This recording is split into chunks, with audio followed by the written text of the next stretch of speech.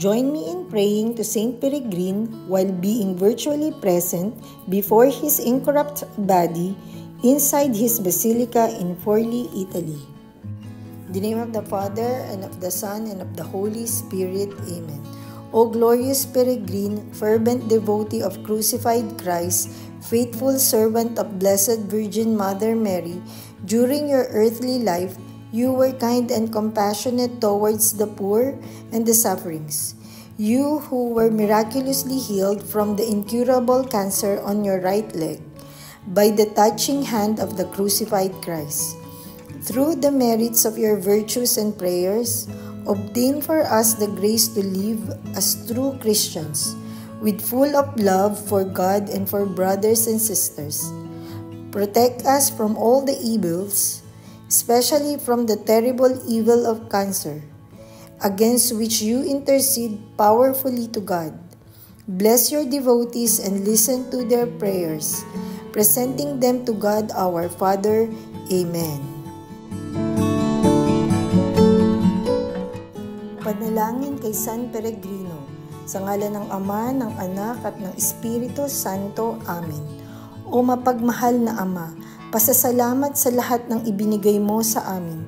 Pinagkalooban mo ang aming kapatid na si San Peregrino ng kagalingan sa kanyang karamdaman na kanser. Ang magandang halimbawa ng kanyang buhay ang pumukaw sa amin upang kami rin ay dumulog sa iyo. Basbasan nawa ng iyong mapagpalang awa ang aming pagdurusa dulot ng sakit na kanser at ng iba pang karamdaman na wala ng lunas. Pagkalooban mo kami ng lakas at kalusugan ng katawan, upang kami ay magkaroon ng masaya at mahabang buhay.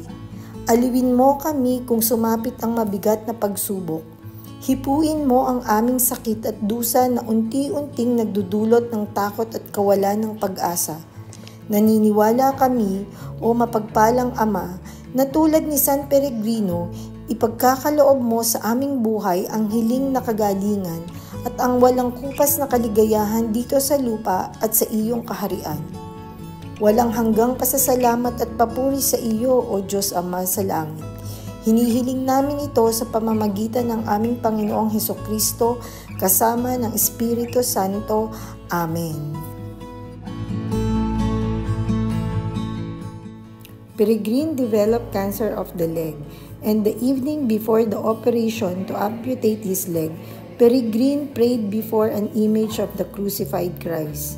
When he awoke the next morning, he found that his leg had been healed and the cancer was gone.